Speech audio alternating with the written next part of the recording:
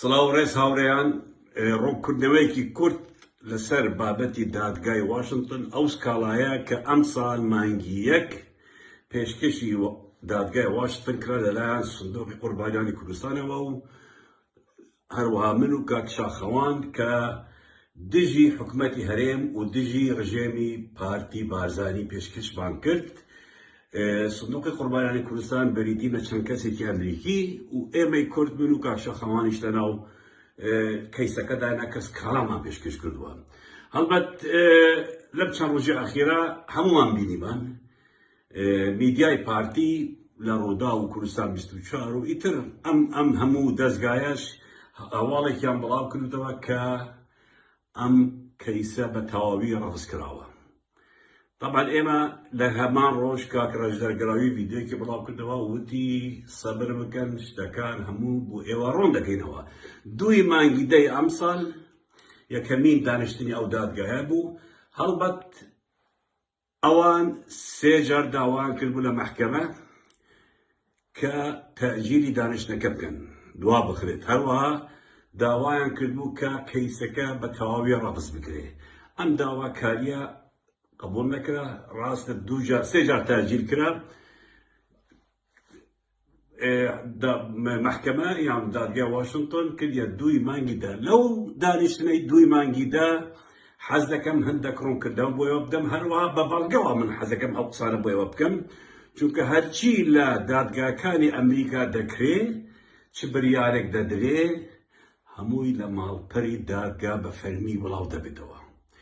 ئێمە قسەمان نەکرد، خۆمان ڕاگرت تاکو و دادگا خۆی ئەو بریارە بڵاو کردەوە. هەواڵان پێش بێمەنەوە ئەو بریارە حەزەکەم شتێک بۆی وەڕوونکەمەوە.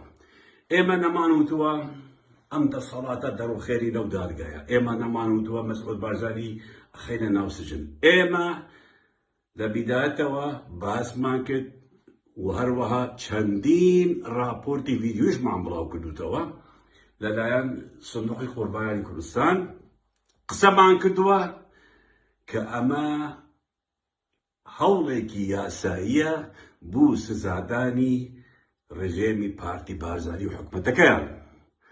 ئەو هەوڵە یاساییە ئێمە کەیسێکمان بەلەفێکمان پێشکەشی محکەمەی کردووە، بریتیە لە 570 لاپەڕە لە 25 کەیسی جیا دژی 63 کەس.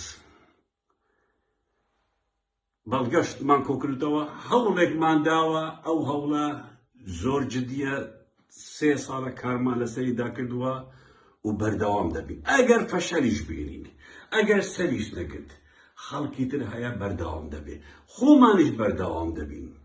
ئەوە کوتایی دنیانیە و ناوەستین. بریارەکە کە ڕۆژی 2 دەرچووە بەم شێوازە بووە. ئەو مەلەفەی کە ئێمە پێشکەشمان کردووە بە گوێرەی قانونی 8 لە دادگای واشنگتن، ئەو قانون 8 دەڵێ مەلەفەکە ڕەفزی قەتعی نییە، بەڵکو ڕەفز دەکرێت، بەڵام مافی ئەوەیان هەیە دووبارە ئەو مەلەفە بە شێوازێکی کورتتر پێشکەشی دادگا بکەن. بۆ ئەم قسەیان کرد، چونکە مەحامەکانی ڕژێمی بارزانی وتیان ئەم 63 کەسە هەمویان تەبلیغ نەکراون بە فەرمی. ناوی زۆر کەس وەک ناوی پاسەپۆرت نییە، زۆریان ئاگادار نەکراوەتەوە. بۆیە ئێمە ناتوانین دەستە مەلەفە بدەین کە متهەمێک تەبلیغ نەکراوە. هەڵبەت ئێمە زۆر کێشەمان هەبوو لە تەبلیغکردنی ئەو کەسانە، خۆتان دەزانن. لە ڕێگای نوێنەراتی حکومەتی هەرێم نامەڕۆشتووە، زۆر تەبلیغات بووە، بەڵام وا پێدەچێت زۆریان بە فەرمی ئەگەر تەبلیغ نەکراون دەزانم، بەڵام تەبلیغ نەکراون و نووسیانە ئێمە هیچ نازانین تەبلیغ نەکراوین. ئیتر ئەمە بوو سەبەبێکی زۆر گەورە کە دادوەر بڵێ ئەم کەیسە ڕەفزی قەتعی نییە، ڕەفزی جوزئیە، بڕۆن کێ لە بەردەستانە، کێتان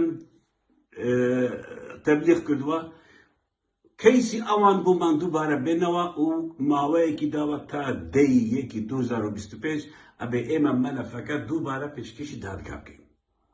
مەحامەکانی ئێمە پێشوازیان لە بڕیاری دادگا کردووە و سوپاسی دادگا کردووە کە ئەم بڕیارەیان داوە، چونکە بڕیارەکە لە ساڵحی ئێمەدا بوو.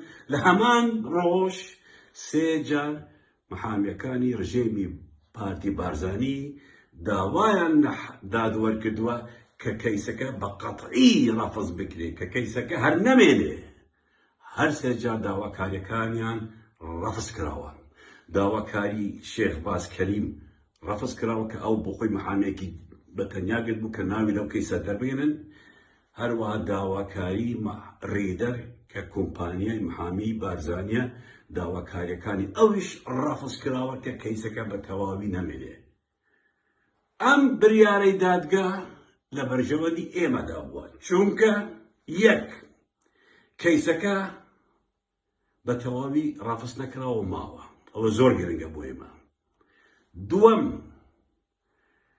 ئەگەر ئێمە بە بچووکی پێشکەشی بکەین، محامەکانی ئەوان بۆیان نییە بڵێن ڕەفزی کە محکەمە دووبارە ڕەفزی بکەتەوە، چونکە محکەمە بڕیاری داوە قبوڵی دەکەین بە شێوازێکی بچووکتر، بە شێوازێک کە ئەم تاوانبارانە هەمویان یا متهمانە هەمویان تەبلیغ کراون و تەبلیغ بکرێن. ئێمە بەشێکمان تەبلیغ کردووە، بە بەڵگە هەیە تەبلیغ کراون. هەوڵ دەدرێت محامەکانی ئێمە لەم 2 هەفتەیە 3 هەفتەیە بە شێوازێکی تر پێشکەشی دادگا بکەین، کەواتە ئێمە ناوەسێت تا دەیەکی 2025، بەڵکو لەم مانگە لەم 3-4 هەفتە مەلەفەکە دووبارە پێشکەشی دادگا دەکەین. بابەتەکە ئەمەیە، ئێمە نا درۆ لەگەڵ ئێوە دەکەین، نا شەرم لە کەس دەکەین، ئێمە ڕازگۆین. ئەوەی دادگا وتوێتی ئەوە قسە بکرد. ئێستا نووسینەکەی دادگاش بوتان دەخێنە سەر شاشە بە ئینگلیزی، بە کوردیش دادەنین. هەروەها هەر کەسێک دەتوانێت بچتە ناو ماڵپەری دادگای کۆلۆمبیا لە واشنتن، کەیس نەمبەری ئێمە لێبدا، ئەم قسانەی من کردومە لەوێدا هەیە، ئەم نووسینەی ئێستای دادگا کە بەڵاو دەکەین لەوێدا هەیە. بە پێچەوانەی پروپاگەندەی ڕژێمی پارتی بارزانی کە دەیانگوت کەیسەکە بە تەواوی ڕەفز کراو، ئەو محامیانەی کە ئەم کەیسەیان پێشکەشی دادگای واشنتن کردووە سزای قانونیان دێتە سەری، ئەو کەسەی لە ئەڵمانیایە کە سەرپەرشتی ئەم کەیسە دەکا تووشی سزا دەبێ، دادگای ئەمریکای بەکاری هێنەوە بوو مەبەستی سیاسی و پروپاگەندەی هەڵبژاردن. هەڵبەت من مەوعدی محکەمەم نەداناوە کە بگونجێ لەگەڵ کاتی هەڵبژاردنە، 3 جار تاجیل کراوە.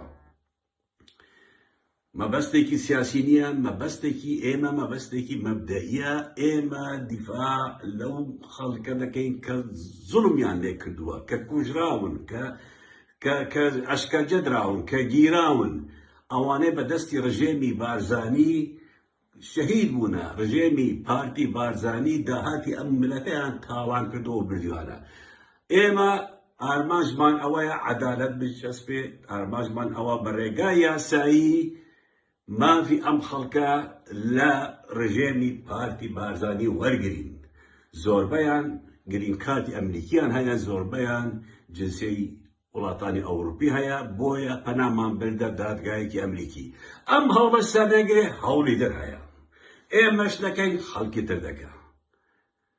هەواڵان بەڕێزان، ئەوە ڕوونکردنەوەیەک بوو لەسەر ئەم بابەتە و ئەو چاواشەکاری و درویانەی کوردستان 24 و میدیای بارزانی ڕژێمی بارزانی کردی ئەسڵ و ئەساسی نییە. بەو شێوازەیە ئەوە بە نووسینەکە بە ئینگلیزی دانین، بە کوردی دانین و ئێوە دەتوانن سەیریکەن و حکم لەسەر ئەم بابەتە بدەن. دووبارە پێتان دەڵێن تێکوشان، بەرخودان، سەرکەوتن، سەرکەوتن، سەرکەوتن.